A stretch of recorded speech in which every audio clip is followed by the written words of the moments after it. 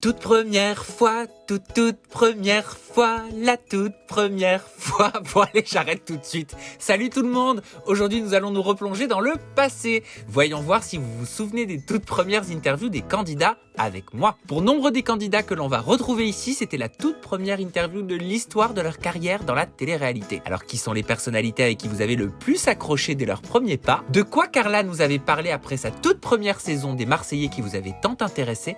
À quelle place va-t-on retrouver les sœurs Ellimer bien avant la polémique autour d'Océane et Alix? En 2016, étiez-vous plus intéressé par les aventures du roi des problèmes ou celle du jaguar? Mais surtout, qui est cette candidate mariée et discrète aujourd'hui qui se retrouve en tête de ce classement? Et pourquoi les détails intimes de sa vie, les histoires de tromperie et les relations amoureuses vous intriguaient tant à l'époque? Les réponses à toutes vos questions, c'est tout de suite. Bienvenue dans ce top 10 de leur première interview avec moi. On commence bien évidemment avec la 10e place de ce classement. Cette place, vous l'avez accordée pour l'interview d'une célèbre love coach et nous étions en 2015. Elle a aidé Chana Cress, Vincent Queijo, Rim, Manon Vanne, Anto Matteo et beaucoup d'autres à régler leurs problématiques amoureuses. Elle nous parlait en toute intimité de ses coups de cœur et de ses clashs avec les candidats. Voici sa toute première interview en ma compagnie. On dit souvent que les cordonniers sont les plus mal chaussés. Ouais. Toi, en tant que love coach, Lucie, est-ce qu'il t'arrive de péter des plombs? Est-ce qu'il t'arrive de crier? Ouais. Est-ce que vous vous disputez Bien avec sûr. Xavier? Oui, bien sûr qu'on se dispute, bien sûr que je pète des plombs, bien sûr que je crie. Beaucoup moins qu'il y a quelques années parce que j'ai fait évidemment un énorme travail personnel sur les quelques fragilités que je pouvais avoir parce que, en fait, moi, si tu veux, je suis en accompagnement thérapeutique depuis l'âge de 16 ans et je le serai jusqu'à 99 ans si je vis jusqu'à 99 ans.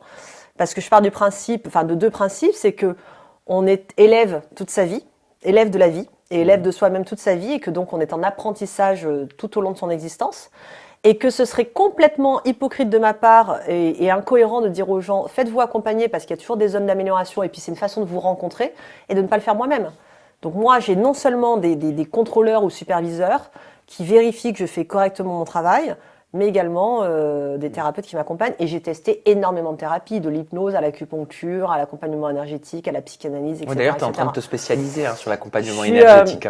Je me suis formée, j'ai fait une formation au Lao Chi, qui est une méthode de soins énergétiques qui est extraordinaire, qui est aujourd'hui ce qu'il y a de plus puissant ça consiste existant. en quoi? C'est à recentrer les énergies du corps humain, c'est Alors, ça? ça purifie et ça travaille les énergies du corps humain. Tu sais qu'on n'est pas qu'un corps physique, Ah non, qu'on on n'est est pas qu'un énergie. mental, etc. On est une énergie et il n'y a rien de mystique là-dedans. Moi, tout ce que c'est je fais scientifique. est toujours validé scientifiquement, c'est très important. On a des énergies qui sont mesurables et ces énergies, comme toute autre chose, peuvent être malades, altérées, abîmées, salies ou autres. Et moi, mon travail dans cet accompagnement par le Lao Chi, c'est justement de remettre en place tout ça. Et ça agit donc sur les mots physiques, mais ça agit aussi sur les mots à l'âme. Ça agit sur tes émotions, sur ton passé, sur tes traumatismes. Ça agit même sur la confiance en soi. Ça agit sur tout, quoi. Et dire que cette interview pleine d'énergie positive date des tout débuts de la Villa des Cœurs Brisés. La chaîne s'appelait même NT1 et non TFX, c'était il y a plus de 5 ans. Je vous propose de retrouver tout de suite une autre blonde, un petit peu plus explosive que Lucie Mariotti. Elle se situe à la 9e place de notre classement des premières interviews à mes côtés. Et c'était en 2016. Cette candidate était à l'écran de Moundir et les apprentis aventuriers, puis des Marseillais et des Ch'tis vs le reste du monde au cours de la même année. Elle est l'ex de Julien Bert, et si aujourd'hui vous la connaissez sûrement comme étant un ange emblématique, à l'époque, elle considérait Énergie 12 comme une chaîne très inférieure à W9. Heureusement pour elle, la production d'Énergie 12 n'a pas été très rancunière par la suite. Et tout ça, elle l'a dit lors de sa première interview en ma compagnie. On avait d'ailleurs bien rigolé ce jour-là, je vous montre tout. Il s'est remis de sa rupture avec Hilary? Je pense qu'ils s'en est remis, ouais, grâce à moi. Pas pour me lancer des fleurs, mais je pense que mon arrivée a fait que ils sont. Tu lui as permis de passer à autre chose? Vous verrez dans les épisodes précédents que. Futur. Vous verrez Dans les prochains épisodes. On recommence. Cut. On recommence. Arrête de rigoler parce que ça va pas Vas-y. aller. Écoute-moi bien. Vous verrez. Vous verrez dans les prochains épisodes. Vous verrez dans les. Non mais ça y est, maintenant c'est mort. Elle est en train de me faire transpirer. J'ai jamais fait une interview comme ça. Oh putain. Allez, on la reprend. Bon, allez.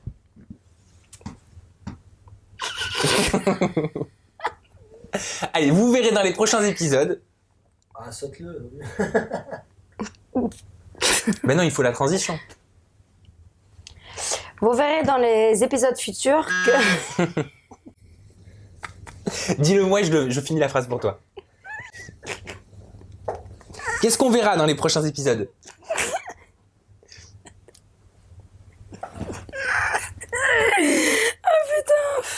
Qu'est-ce qu'ils sont moches, ces coussins, c'est horrible. Bordel. Sympa pour l'hôtel.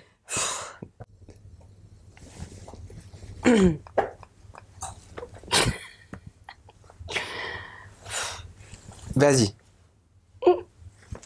On saute cette phrase? Ouais. Ok, allez. On va y arriver, on va y arriver. Ouf, j'ai chaud, moi, bordel. Moi aussi. Donc on l'a compris, avec Virgile, bon bah il n'y a rien d'autre qu'une grande amitié, je t'aime, mais pourquoi tu ris? Tu vois, même la caméra elle s'éteint à force. Ouais, il y a écrit surchauffe de l'appareil. Ah bon? Ouais, il y a écrit ça. C'est vrai qu'il fait très chaud, hein. Il y a écrit surchauffe de l'appareil, c'est bon. Attends, on prend 2 minutes. Putain, bordel. Pendant 5. Faut que je fume.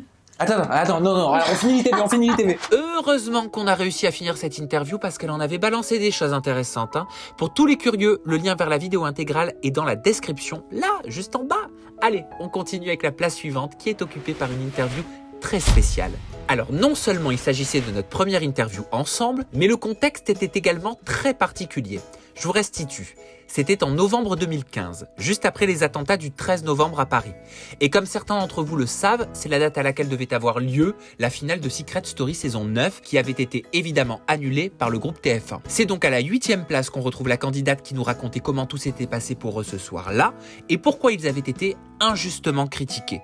Voici l'extrait. Bah, je m'y attendais vraiment pas parce que on était en train de se préparer et même à ce qu'on nous a dit pendant qu'on se préparait a eu lieu justement les attentats et on a été mis au courant de rien en fait. C'est-à-dire que On toi a tu étais à la continué, Plaine-Saint-Denis en train de te maquiller, te préparer, c'est ça? Coiffeur, maquilleur, donc nous on se préparait, on n'a pas été du tout mis au courant de ce qui se passait. En plus on capte très très mal là-bas, donc je pense que également pour des mesures de sécurité ils nous ont pas tenus informés et personne ne se connectait à ce moment-là sur les réseaux, donc du coup on savait pas du tout ce qui se passait. On a même été jusqu'à se rendre sur le plateau comme si l'émission allait commencer. On n'était pas C'est-à-dire du qu'à tout au courant. 23h, tu savais pas encore que l'émission avait été annulée. Pas du tout. Donc ça, vous étiez resté à la Plaine-Saint-Denis pour des raisons bien évidemment de sécurité, c'est tout à fait normal. Et tu m'expliquais en off, mais c'est important de le dire, que les portables passent très mal, voire ne passent pas du tout. Exactement. Donc toi, de ton côté, tu as continué à réagir sur les réseaux sociaux. Même pas. Moi, tout ce que j'ai fait, j'étais sur Snap. Ouais. J'ai pas été sur les réseaux justement parce que Oui, sinon parce que ça peut-être t'a que été j'aurais été reproché. tenue. Ça t'a été Oui. reproché, mais il faut quand même dire et préciser, hein, c'est bien ça, que tu n'étais au courant de rien De rien du tout. à ce Tous moment-là. les candidats, parce que tout le monde continuait de snapper, on rigolait entre nous, on comprenait vraiment pas. Faut savoir que sur le plateau, on nous faisait attendre. On nous disait l'émission a pris du retard, mais on ne savait vraiment pas ce qui se passait à côté. On a été évacués à peu près du plateau pour nous mettre en sécurité. Il devait être presque minuit. Donc vraiment, on n'était pas du tout au courant. Je me dis que ça doit vraiment être encore plus angoissant de savoir qu'il se passe quelque chose mais de ne pas comprendre de quoi il s'agit. Allez, changeons d'humeur et allons retrouver la première interview d'une candidate que vous connaissez tous aujourd'hui. Alors, elle avait fait ses premiers pas dans la télé dans l'île des vérités sur Énergie 12 et a été rendue célèbre pour sa participation notamment à Moundir et les apprentis aventuriers en 2016. C'est d'ailleurs à sa sortie du programme que je l'ai rencontrée pour la première fois et où elle avait évoqué une possible histoire d'amour avec Aurélie d'Autremont. Oui. Voici la 7e place de ce top 10 des premières interviews des candidats en ma compagnie. Et à part Aurélie, est-ce qu'il y a des garçons sur qui tu as fantasmé durant l'aventure? Fantasmer est un bien grand mot parce qu'on est tous complètement dégueulasses avec ça de crasse sur la peau. Oui. D'ailleurs, quand on est en couple, c'est pas facile hein, parce que faut être, t'as envie de plaire et tu peux pas Ah, donc t'as plaire. été en couple pendant l'aventure? Pour les gens qui ont été en couple dans l'aventure, Ouais. t'as envie de plaire, t'as envie d'être apprêté, t'as rien, tu peux même pas te brosser les dents, donc à mon avis, c'est pas non plus l'idylle. Voilà, Toi, ton binôme, c'est Julien Tanti. Oui. Et tu le dis dans le premier épisode, tu dis voilà, il me plaît, hein, t'es clair, hein, t'es cash, il te plaît. Mais par contre, voilà, tu connais sa réputation vis-à-vis des femmes et tu Ouais. n'as pas envie de te laisser aller, c'est ça? Alors, moi, Julien, je le connais de l'extérieur. On s'est croisés une fois, mais en revanche, ça faisait des mois et des mois, voire même une année, qu'on se textait, qu'on se cherchait un peu sur les réseaux sociaux. Avec moi, il a toujours été très gentleman. Il avait pas ce côté très tchatcheur, dragueur, tout ça. Donc voilà, moi j'avais peur que effectivement, je le connais dans les émissions et c'est clairement un gros connard. Donc effectivement, je suis sur mes réserves dans le premier épisode et il est hors de question qu'il me la fasse à l'envers. Moi, il m'a toujours respecté, ça fait 1 an qu'on me parle et qu'il me respecte. Pourquoi est-ce que ça changerait dans un programme? Alors comment elle s'est passée la cohabitation, puisque vous dormez dans la même caravane? Non, c'est pas une caravane, ouais, c'est mon coloc. C'est mon coloc de cabane. De cabane, voilà, merci. Ça n'a pas été tous les jours facile, vous le découvrirez, mais Julien, des fois, il est dur à supporter. Moi, par exemple, je suis pas matinale, lui, dès le début, il a le punch, machin. Voilà. Est-ce qu'il a tenté des choses avec toi? On connaît Julien. Ah, donc il a tenté des petits rapprochements. Il a tenté. Et alors, tu as réagi comment, toi? Eh ben, tu le verras. Mais, tu verras, mais non, je pense qu'on forme une très bonne équipe. Aujourd'hui, est-ce que tu es heureuse en amour ou est-ce que tu es célibataire? Veux-tu ces bouches cousues? Tu peux pas le dire? Non. T'as peut-être trouvé l'amour avec quelqu'un de l'aventure, non? Peut-être. Et dire que son histoire avec Julien Tanti avait déjà commencé et qu'ils avaient même remporté l'aventure ensemble. Elle s'est bien gardée des secrets, Manon. Et en parlant de secrets, voici une personne qui les balance. Nous l'avons tous découverte dans Les Marseillais South Africa où ses clashs avec Carla et son aventure avec Kevin a fait le buzz. Elle s'est autoproclamée la peste des Marseillais et elle se confiait en Websam en 2016 sur toutes ces histoires justement. Ses confidences ont éveillé notre curiosité. Elle se retrouve donc à la 6e place de ce top 10 des premières interviews des candidats en ma compagnie. Je vous laisse avec les images. Salut Rawen. Bonjour. Comment vas-tu? Super bien, et toi? Ben, parfaitement bien, je suis avec la bombe des Marseillais en Websam, donc ma foi, ça ne peut qu'aller bien. On est où là? On est chez toi? Oui, on est chez moi. Mon petit chez moi. C'est voilà, mignon, avec les pierres apparentes, les poutres. T'es de Corse, hein, toi, tu as 24 ans, c'est ça? Exactement, je suis de Corse, je viens d'Ajaccio et j'ai 24 ans. En quoi t'es concernée justement par les histoires de Carla et Kevin? Carla et Kevin. Ben, c'est que en fait Kevin, on le voit pas trop à la télé, mais il fait beaucoup de rentre dedans dans la villa. Ouais, on le voit un peu. Ouais, même dans le dos de Carla, elle pouvait être là. Carla, il faisait quand même des petits signes, des petits jeux de regard. Il disait des petites choses. Bon, maintenant, voilà, on en rigole, mais dans l'aventure, Kevin, il gâchait beaucoup son jeu. Il gâchait beaucoup son jeu? Vraiment à ce point-là? Ben, c'est pour ça que Carla fait des crises de jalousie à Kevin parce que voilà, tout ça, elle l'entend, elle le voit, mais je sais pas, Carla, elle est bizarre, elle réagit pas. Bon, moi, mon copain, il me fait pas ça, quoi. Mais c'est un chaud lapin, Kevin? Et Kevin, il aime les femmes, hein, faut pas s'en cacher, hein. Maintenant, je sais pas s'il est encore avec Carla, si ça marche bien, tant mieux. Je leur souhaite, mais après, voilà, Kevin, il est pas aussi sage qu'on le croit, hein. Mais parce que toi, tu lui fais du rentre-dedans, là, en ce moment, dans les épisodes à Kevin. Ah, mais moi, c'est pour me venger, hein, parce que Carla, on la voit toute gentille, mais elle est pas si gentille que ça, la Carla. Attention, moi, elle s'attaque à moi, au bout d'un moment, comme c'est pesant, au bout d'un moment, je lui montre que, ouais, je suis là, il y a pas de souci. Pourquoi ça passe pas avec Carla? On a l'impression vraiment que c'est, entre guillemets, une sorte d'acharnement, quoi. Carla, en fait, dès le départ, moi, ça l'a pas fait, Fanny, ça l'a pas fait aussi. Après, j'ai pas mis un mur entre nous, j'essaie de la connaître, mais pour moi, quand je vois quelqu'un, voilà, qui a 2 visages, qui devant nous se donne une image et devant les autres se donne une autre image, pour moi, c'est pas quelqu'un de sincère et ça, je supporte pas. Ça, c'était pour la première interview avec moi, et comme on sait que Raoul dit ce qu'elle pense, elle ne s'était pas gênée de balancer de gros dossiers très compromettants à l'époque pour Carla, lors d'une interview en toute intimité que vous pouvez retrouver sur ma chaîne. En attendant, comme on arrive déjà à la 5e position de ce classement, je vous fais un petit récap de ce qu'on a vu jusqu'à présent. À la 10e place de ce top 10 des premières interviews avec moi, on a retrouvé Lucie Mariotti, la célèbre love coach de la Villa des Cœurs Brisés. Juste après elle, en 9e position, c'était ma première interview avec Aurélie D'Autremont, qui nous a valu un bon bêtisier. Mélanie Dacruz arrive quant à elle en 8e position avec son témoignage autour de la finale annulée de Secret Story 9. Puis à la 7e place, c'est Manon Marceau qui nous cachait son amour pour Julien. Et enfin, à la 6e place, on retrouve Raoul et ses confidences au sujet de Carla et Kevin. Maintenant que tout est frais, on peut avancer dans notre classement. On retrouve donc tout de suite celui qui occupe la 5e place de ce podium du top 10 des premières interviews des candidats en ma compagnie. C'est une personnalité emblématique des Marseillais. Il a plus de 15 conquêtes à son compteur, mais retourne toujours vers la même femme finalement. À l'occasion de sa première interview avec moi, il balance d'ailleurs l'une des plus grosses gaffes qu'elle a fait sur le tournage des Marseillais en Afrique du Sud.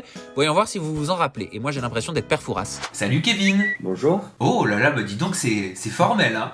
Salut, c'est nickel, c'est droit. Ouais, c'est très droit. Comment tu vas? Super, et toi? Bah oui, parfaitement bien. T'as l'air d'avoir du soleil en plus encore. Ah, il fait très beau. Mais... Ouais, t'es à Marseille, c'est ça? Ouais, voilà, ça, je viens d'arriver à la maison à l'instant. Kevin, on va enchaîner sur ta récente dispute avec Carla. Donc Carla, elle est vraiment pas contente. Elle t'en veut énormément. Qu'est-ce qu'elle te reproche concrètement? Ben, je crois qu'on s'est séparés là dans l'épisode là. Oui, vous venez de vous séparer. Voilà, c'est vrai qu'au départ dans l'aventure, voilà, c'est vrai que quand tu restes enfermé avec des gens tout le temps, tout ça et tout, tu as les sentiments ils vont très vite. Et après au bout d'un moment, tu te rends compte que peut-être que tu es allé un peu fort, tout ça. Et donc voilà, c'est vrai qu'à ce moment-là, Carla, c'est quelqu'un que j'appréciais énormément à ce moment de la partie. Mais c'est vrai que c'était pas non plus autant que ce qu'on voit et voilà, c'est pour ça que d'ailleurs on s'est séparés à ce moment-là. Parce qu'à ce moment-là de l'aventure, t'es pas encore amoureux d'elle, peut-être? Non, voilà, c'est un grand mot être amoureux. Et donc, après moi je suis un homme à femme, je m'en cache pas. Donc, au lieu de faire n'importe quoi, j'ai préféré me séparer d'elle et vivre tranquillement. Ouais, tu t'es dit au moins je peux m'amuser comme ça si j'officialise la rupture, c'est ça? C'est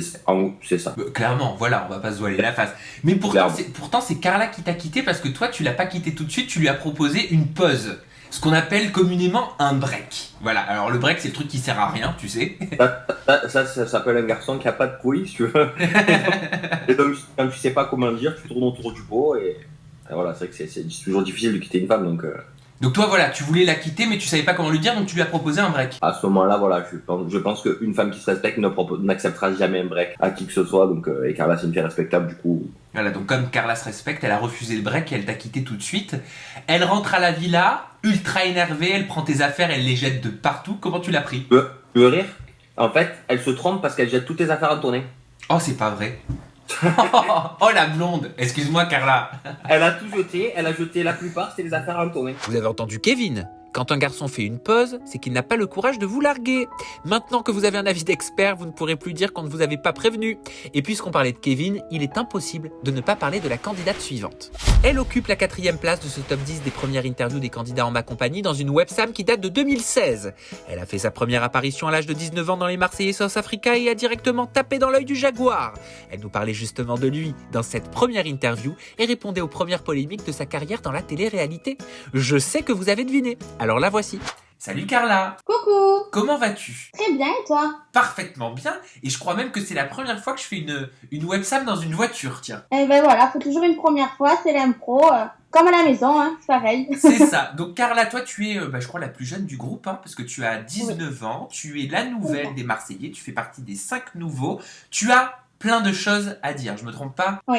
Voilà. Plein de choses à dire, parce que je vois que beaucoup de personnes parlent sur mon dos, donc je vais y répondre. Hein. On parlait de Kevin tout à l'heure. Vous êtes amoureux, quoi. Clairement, là, dans les épisodes en ce moment, c'est le love. Oui. Qu'est-ce qui te charme chez lui? Qu'est-ce qui te plaît chez lui? Ce qui me plaît chez Kevin, c'est sa spontanéité, il se prend pas la tête, c'est une personne à qui j'adore parler en fait. Je pourrais parler pendant des heures et on a toujours quelque chose à se dire. Et c'est vrai qu'on a eu une attirance mutuellement et je me sentais bien dans ses bras, je me sentais bien près de lui. Et au final, ce que j'ai pu apprendre de lui m'a plu. Donc après, beaucoup de monde vont dire oui c'est vrai, mais à côté de ça, il t'a peut-être pas forcément respecté dans ce qu'on voit dans les épisodes. C'est un coureur, c'est un coureur quand même. Enfin, personnellement, comment tu as fait? Je ne juge pas, je reprends un peu ce que dit tout le monde. Comment tu as fait pour accepter et supporter le fait que même dans le cadre d'un jeu, il embrasse Rawel? Ça c'était terrible pour moi.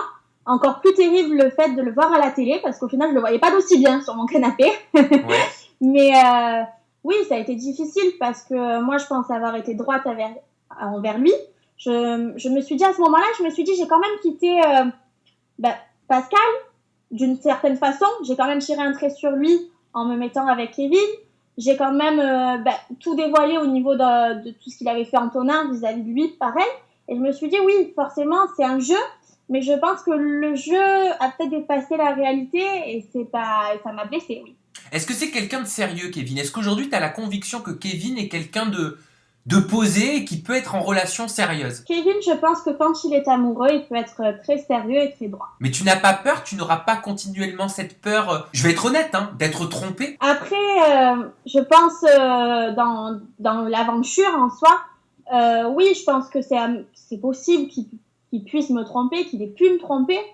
Après, on ne sait jamais, je pense le combler un minimum, mais si ça venait à arriver dans les épisodes que vous allez voir, et c'est dommage pour lui, parce que pour le coup, je pense être droite et je pense lui apporter tout l'amour qu'il a besoin. Après, Après, s'il le fait, c'est qu'au final, on n'était pas fait l'un pour l'autre. Eh ben finalement oui, ils étaient faits l'un pour l'autre. Quel soulagement, non? Et dire que c'était le tout début des aventures de Carla et Kevin.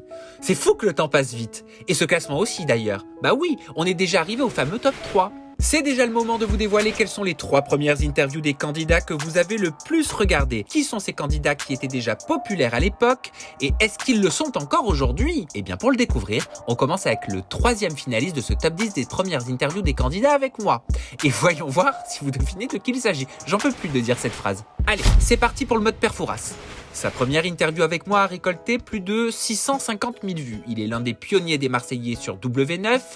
Là, il est là depuis le début, il n'a manqué aucune aventure ni presque aucune fille d'ailleurs. Malgré ses écarts, il reste romantique et on n'oublie pas ses fiançailles à Rio avec Jessica Tivna.